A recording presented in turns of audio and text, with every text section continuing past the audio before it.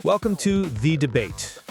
When you picture an institution-grade proprietary trading desk, you probably imagine, a data bunker full of PhDs and humming server racks. Right. A purely algorithmic environment where, human hands are just strictly forbidden from touching the controls.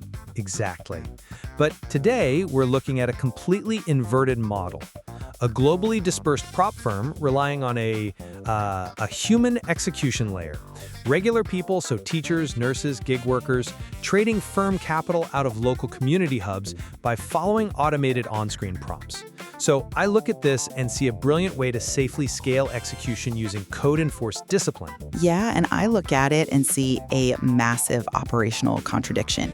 Injecting humans into an automated loop, to me, it creates unnecessary fragility and just a huge regulatory minefield. Well, think about the genius of what the material calls baked-in behavior, right? We aren't asking everyday people to be market wizards here. The platform hard codes daily loss limits, maximum position sizes. It even blocks trading during major economic news windows. Sure. So the room for creative improvisation is literally zero. Which, that begs the obvious question. If the system completely babysits them, why are they even there?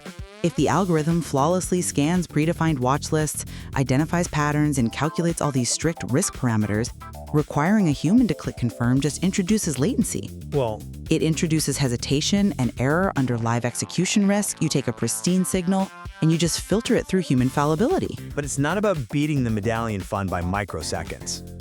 It's an assembly line for capital.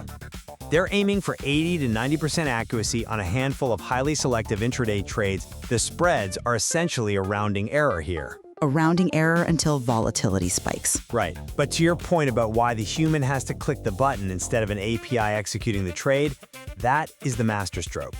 It's not an execution necessity at all. It's a structural and regulatory firewall. Wait, really? So you're arguing the latency is a feature, not a bug? Because regulators don't care about latency. They care about who is actually making the trade. Exactly. By requiring a human to confirm explicit instructions, like open 0.5 lots URUSD, the firm creates a distinct legal boundary. The algorithm generates a suggestion, but the human makes the decision. I guess. That physical click proves human volition. It legally separates the local financial skills labs, which only provide basic coaching, from the actual trading happening with firm capital. Okay, I see the legal gymnastics they are attempting there.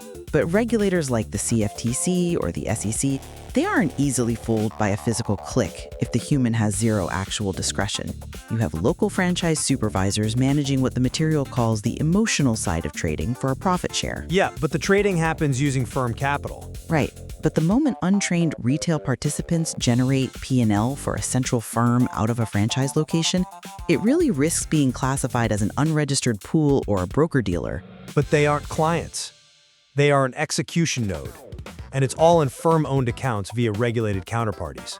If they hesitate or go off script, the server-side enforcement simply refuses the trade.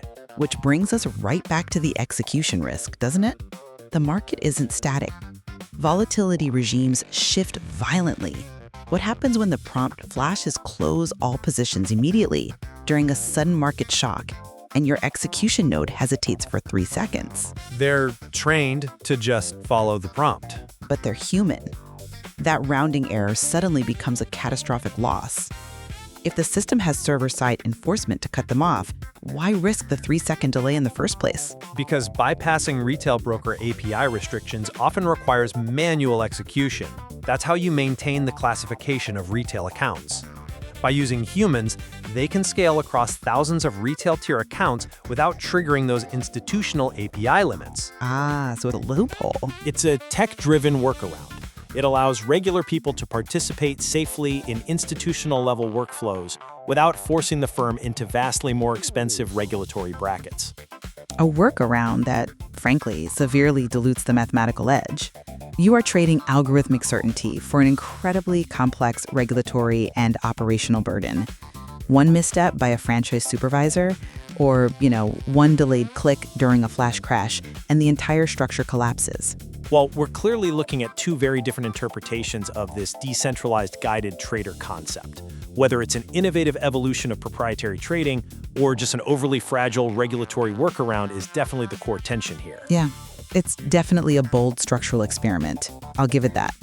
It sits entirely outside the traditional walled-off hedge fund space, but it also completely bypasses those shady retail prop shops that rely on trader failure. Right, and that might be the most fascinating takeaway. The next time you picture an institution-grade trading desk, it might not be a humming server rack in New Jersey. It just might be, a teacher down the street sitting at a screen waiting for the prompt.